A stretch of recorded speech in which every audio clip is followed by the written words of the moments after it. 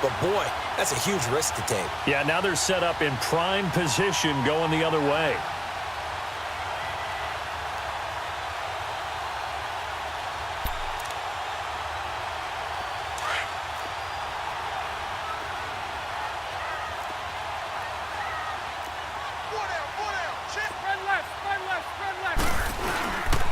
Trying to get the run game going. This is Fournette. A loss of a full 3 yards, and now it's second down.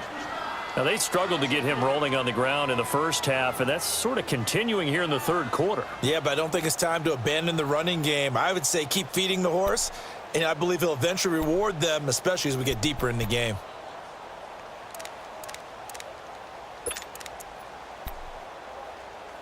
A 3-yard loss to start the drive. They'll look to make that up and then some on 2nd and 13. Bortles to throw on 2nd down. He'll set up the screen to Fournette. And he's going to lose yardage and be backed up to the 25. That'll go as a loss of 5. And they're going to be staring at a 3rd and long here.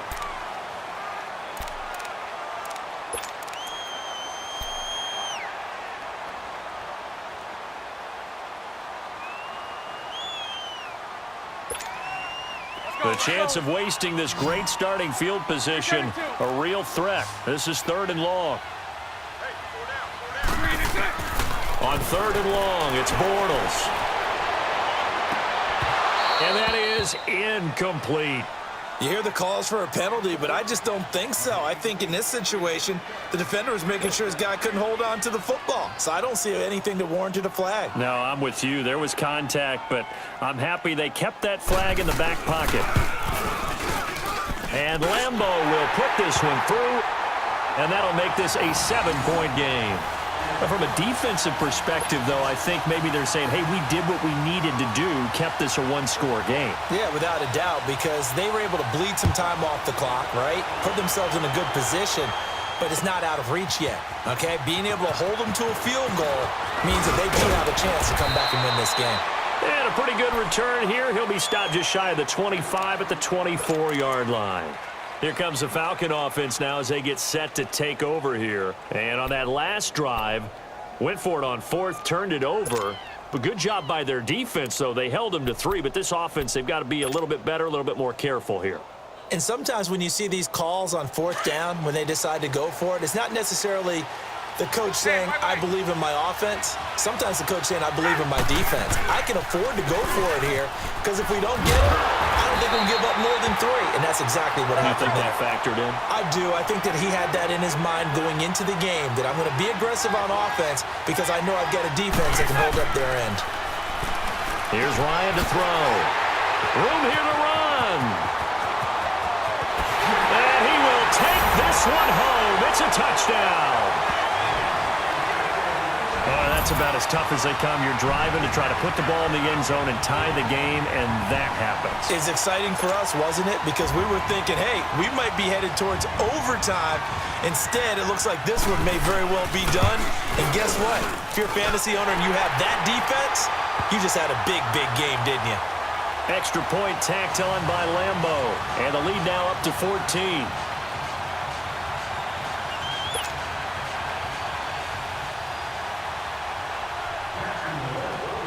So they throw the pick 6. They'll get another shot at it now as this one's in the air. That'll be taken in the end zone.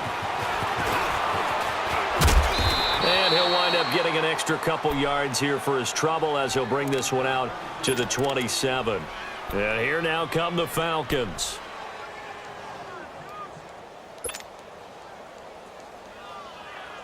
Ryan will bring the Falcons up now 1st and 10 at their own 27.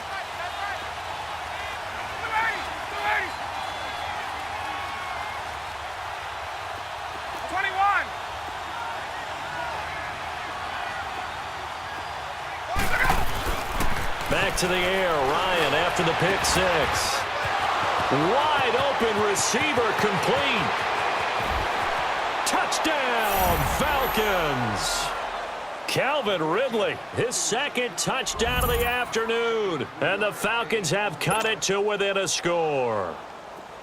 I know Paul Revere talked about by land or by sea, right? You know, 1 by land, 2 by sea. He didn't mention air because right now we're seeing a big-time performance, aren't we? That's 2 touchdowns so far in this game. Where'd you pull that one from?